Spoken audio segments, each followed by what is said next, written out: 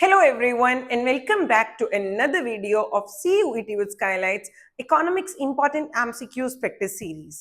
बात करेंगे another important 10 questions की जो आपको हेल्प करेंगे आपके CUET एग्जाम में एंड आपके बोर्ड एग्जाम ऑफ इकोनॉमिक्स दोनों में. चलिए शुरू करते हैं अपना पहला question and our first question is dash is determined by the government. Okay, government क्या डिटरमिन करती है? एक बार ऑप्शंस देखेंगे. Fixed exchange rate, floating exchange rate, flexible exchange rate, none of these. सबसे पहली चीज, ये दोनों एक ही बात है क्योंकि फ्लेक्सिबल एक्सचेंज रेट को ही हम फ्लोटिंग एक्सचेंज रेट बोलते हैं. Okay, now foreign exchange rate दो तरीके से डिटरमिन किया जा सकता है. First, fixed exchange rate system से and second, flexible exchange rate system से. ओके, फिक्स्ड यानी कि जो गवर्नमेंट डिटरमिन करेगी, ये गवर्नमेंट फिक्स करती है, ये गवर्नमेंट डिसाइड करती है ये वाला रेट. पर यहाँ पे फ्लेक्सिबल एक्सचेंज रेट सिस्टम में जो फॉरेन एक्सचेंज रेट होता है उसे डिटरमिन करती है हमारी मार्केट फोर्सेस, यानी कि डिमांड एंड सप्लाई की फोर्सेस. ओके, नाउ एक बार क्वेश्चन देखते हैं.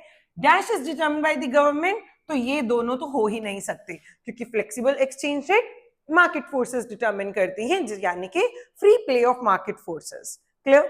तो फ्लोटिंग भी एक ही बात है. अवर answer is fixed exchange rate क्योंकि वो गवर्नमेंट डिसाइड करती है. तो none of these is not the right answer. Right answer is A option. Okay, now next question.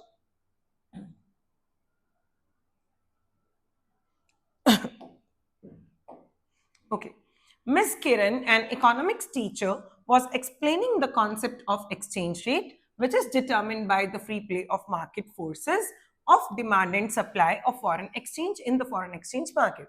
तो मिस किरण जो कि एक इकोनॉमिक्स टीचर है, वो एक कॉन्सेप्ट समझा रहे हैं, यानी कि एक ऐसे फॉरेन एक्सचेंज रेट के बारे में बता रहे हैं जो free play of market forces से डिटरमिन होता है. ओके, तो हमें यहाँ से ये बताना है कि कौन सा करेक्ट ऑल्टरनेटिव है जो इस कॉन्सेप्ट को हमें बताए कि कौन सा कॉन्सेप्ट जो एक्सप्लेन किया जा रहा है.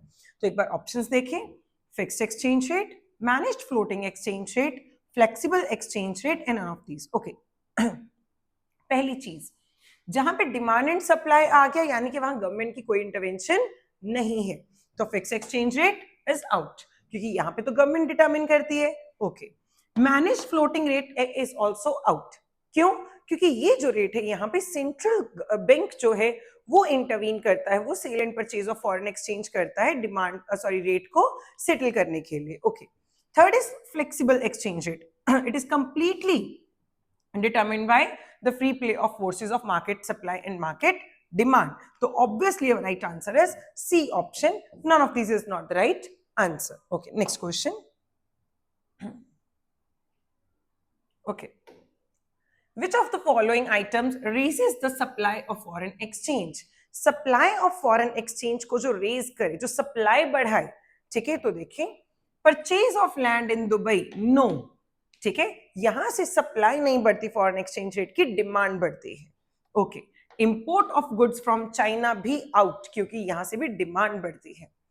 Donation received from NRIs, PS, जब एनआरआईज से जो डोनेशन है वो बढ़ती है तो वहां से supply of foreign exchange rate, supply of foreign exchange भी रेज होती है.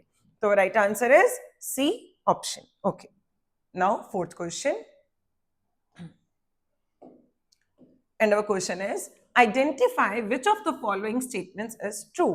हमें यहां से बताना है कि कौन सी स्टेटमेंट ट्रू है. तो एक बार पहले हम चारों स्टेटमेंट्स को देखेंगे. देखिए, the flexible exchange rate system gives the government more flexibility to maintain large stock of foreign exchange reserves.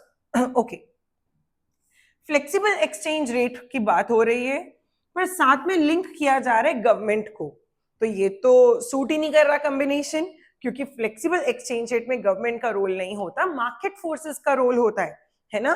तो ये ऑप्शन तो पहले ही एक्सक्लूड हो गया यहां से. ओके, क्योंकि हमें करेक्ट और ट्रू बताना है. In the managed floating exchange rate system the government intervenes to buy and sell for foreign currencies. देखिए, इंटरवेंशन तो होती है, बाय एंड सेल करने के लिए भी होती है, पर वो गवर्नमेंट नहीं करता, वो सेंट्रल बैंक करता है. ठीक है, तो ये भी गलत. In the managed floating exchange rate system, the central bank intervenes to moderate exchange rate fluctuations. Right?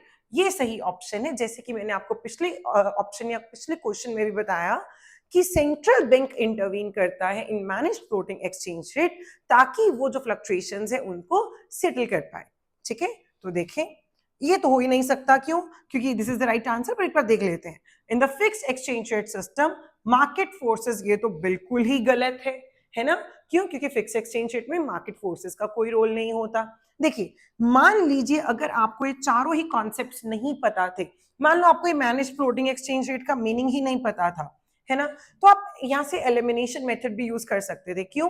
क्योंकि यहाँ से हमें पता चलता है कि flexible exchange rate system government को फ्लेक्सिबिलिटी नहीं दे सकता, यहाँ तो मार्केट फोर्सेस का रोल होता है। Okay,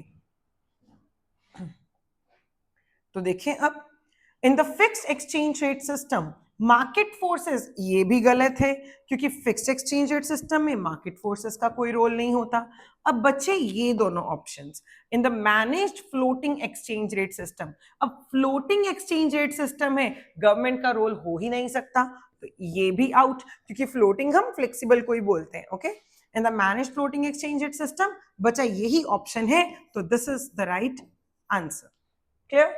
okay, next question. Yes, the exchange rate at which demand for foreign currency becomes equal, the demand for foreign currency becomes equal to its supply is called, okay, this is supply for foreign currency and this is demand for foreign currency.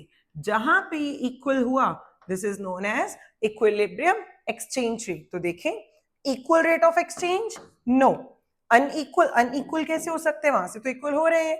Equilibrium rate, yes, all of this हो ही नहीं सकता, क्योंकि ये दोनों options पहले से ही exclude हो चुके हैं। तो right answer is C option. Okay, sixth question, what is the relationship between demand for foreign exchange and exchange rate? तो देखें, मैं एक इंपॉर्टेंट अनाउंसमेंट आप लोगों से शेयर करना चाहती हूँ कि ऐसे ही और क्वेश्चंस अगर आप प्रैक्टिस करना चाहते हो और ऑब्जेक्टिव क्वेश्चंस आप प्रैक्टिस करना चाहते हो, तो स्क्रीन पे दिए गए हुए QR कोड को स्कैन करें एंड प्रैक्टिस करें, और बहुत सारे ऐसे ही एमसीक्यूज। तो चलिए इसके सॉल्यूशन को डिस्कस करते हैं। What is the relationship between demand for foreign exchange and exchange rate? देखिए, फॉरेन एक्सचेंज क्या है? Foreign exchange is foreign currency. हमारी कंट्री की करेंसी को छोड़ के जितनी भी कंट्रीज की करेंसीज हैं, हम लोगों के लिए फॉरेन एक्सचेंज होंगे। ठीक है, तो फॉरेन एक्सचेंज बिल्कुल किसी भी कमोडिटी की तरह, देखिए, प्राइस एंड डिमांड का जो रिलेशनशिप है वो नेगेटिव है, यानी कि इनवर्स है। आप इसे इनडायरेक्ट भी बोल सकते हो, आप इसे अपोजिट भी बोल सकते हो। ठीक है, तो देखें, what is the relationship between demand for foreign exchange and exchange rate? तो इसका जो रिलेशनशिप होगा वो नेगेटिव होगा। कैसे? अगर फॉरेन एक्सचेंज का प्राइस कम होगा तो इसकी, सॉरी, प्राइस अगर राइज होगा तो इसकी डिमांड कम होगी, और अगर इसका प्राइस कम होगा तो इसकी डिमांड राइज करेगी। कैसे? देखिए, फॉर एग्जाम्पल, आप कोई वॉच है जो बाहर से इंपोर्ट कर रहे हैं, वो $10 की है, और उस टाइम पे $1 का प्राइस 10 रुपीज है। ठीक है, तो वो डॉलर, वो आपको जो वॉच है वो कितने की पड़ी? इंडियन करेंसी में 100 रुपीज की। अब मान लो इसका प्राइस बढ़ जाए, अब $1 10 की जगह 20 रुपीज का हो जाए, तो क्या होगा? अब वो महंगा हो गया, तो अब हम कम बाय करेंगे इंपोर्ट्स के लिए, तो हमें कम डिमांड करनी पड़ेगी, उसकी फॉरेन एक्सचेंज की डिमांड ही कम हो जाएगी। तो high price leads to low demand and low price leads to high demand. तो ज्यादा फॉरेन एक्सचेंज रेट होगा तो उस करेंसी की डिमांड फॉल कर जाएगी, अगर लेस प्राइस होगा तो डिमांड राइज कर जाएगी। तो आंसर इज इनवर्स रिलेशनशिप। पहला ही ऑप्शन राइट है, डायरेक्ट नहीं हो सकता, 1 to 1 नहीं हो सकता, नो रिलेशनशिप भी नहीं है, answer is inverse. Okay, seventh question, तो देखें, the demand for foreign exchange and exchange rate has inverse relationship, yes, positive relationship, no, direct relationship, no, exponential relationship, no, the answer is inverse relationship. Okay, next question. तो देखें, all currencies other than the domestic currency of a country are called as, सारी currencies हमारी खुद की domestic currency को छोड़ के, हमारा ये जो रुपी है इसको छोड़ के, रुपये को छोड़ के जितनी भी करेंसीज होंगी हमारे लिए, वो हमारे लिए क्या होंगी? तो चेक करते हैं। फॉरेन एक्सचेंज रेट, यहाँ पे रेट की तो बात ही नहीं हो रही है। फॉरेन एक्सचेंज, यस, उन्हें हम फॉरेन एक्सचेंज कहते हैं, जितनी भी करेंसीज होंगी, ठीक है। फॉरेन एड, नो, तो answer is 2 only, that is D option. ये नहीं हो सकता, ये भी नहीं, ये भी नहीं, क्योंकि 1 and 2 1 नहीं है, 1 and 3 1 है नहीं, 1 2 and 3 all of the above answer ही नहीं है, तो आंसर इज डी सेकंड, यानी कि डी, यानी कि 2 only. Okay, next question, 9th question of today's series is, yes, if the price of 1 US dollar, एक US dollar has fallen from ₹56 to ₹52, the Indian currency has। मान लीजिए ये $1 है, ये पहले 56 रुपीस का था और आज ये 52 रुपीस का हो गया है। मान लो अगर इसे मुझे $10 चाहिए होते तो मैं क्या करती? पहले तो मुझे 560 रुपीस पे करने पड़ते थे, अब मुझे 520 रुपीस पे करने पड़ रहे हैं। तो ऑब्वियस सी बात है, यानी ये चीज पहले मुझे 56 में मिलती थी, अब तो 52 में ही मिल जाती है। तो 52 में मिल जाती है, यानी कि इसकी वैल्यू कम हो गई है, इसकी वैल्यू कम हो गई है। पहले मुझे 56 में मिलता था, अब ये मुझे 52 में मिलता है। ये क्या है? ये US डॉलर है, इसकी वैल्यू अब फॉल कर गई है। तो जब वैल्यू फॉल करते हैं दैट इज डेप्रिसिएशन। पर इसके पहले मुझे 56 में मिलता था, 52 में मिलता, 4 रुपए मेरे तो बच रहे हैं, तो मेरी वैल्यू बढ़ गई है। डोमेस्टिक करेंसी यानी रुपये की वैल्यू बढ़ गई है, तो इसकी वैल्यू एप्रिशिएट हुई, और जब ये डेप्रिशिएट होता है तो हम एप्रिशिएट होते हैं, तो आंसर इज एप्रिसिएशन। ठीक है, ओके। अब क्यों हमने देखो इसको एप्रिसिएशन क्यों बोला? हम इसको रिवैल्यूएशन भी तो बोल सकते थे, पर यहाँ पे गवर्नमेंट का जिक्र कोई भी नहीं हुआ, इसीलिए हमने एज्यूम किया कि ये फिक्स एक्सचेंज रेट सिस्टम होगा। क्लियर? तो एक बार देखते हैं। डेप्रिसिएशन, नो, उन्होंने अपनी करेंसी के बारे में पूछा। डेप्रिसिएशन तो डॉलर का हुआ है, एप्रिसिएशन, वेट, डीवैल्यूड, नो, क्योंकि गवर्नमेंट ने नहीं किया तो डीवैल्यू भी नहीं बोलते। दूसरी बात, ये devalue means fall in the value, पर हमारी करेंसी की वैल्यू में तो बढ़ोतरी हुई है, हमारी वैल्यू तो बढ़ गई है, तो डीवैल्यूड भी गलत, नन ऑफ दीज भी गलत, क्योंकि right answer is B option. Okay, last question of today's video is, yes, which exchange rate is officially declared by the government। अब जहां गवर्नमेंट होगा यानी गवर्नमेंट रोल प्ले करेगी, ऑब्वियसली वहां पे फिक्स्ड एक्सचेंज रेट सिस्टम होगा, क्योंकि flexible exchange rate system में तो मार्केट फोर्सेस रोल प्ले करती हैं। ठीक है, तो our answer is manage floating exchange rate, no, floating exchange rate government है, no, fixed exchange rate, yes, none of these, no, right answer is C option. तो ये थे आज के इंपॉर्टेंट 10 क्वेश्चंस जो आपको हेल्प करेंगे आपके CUET इकोनॉमिक्स के एग्जाम में एंड आपके बोर्ड एग्जाम दोनों में।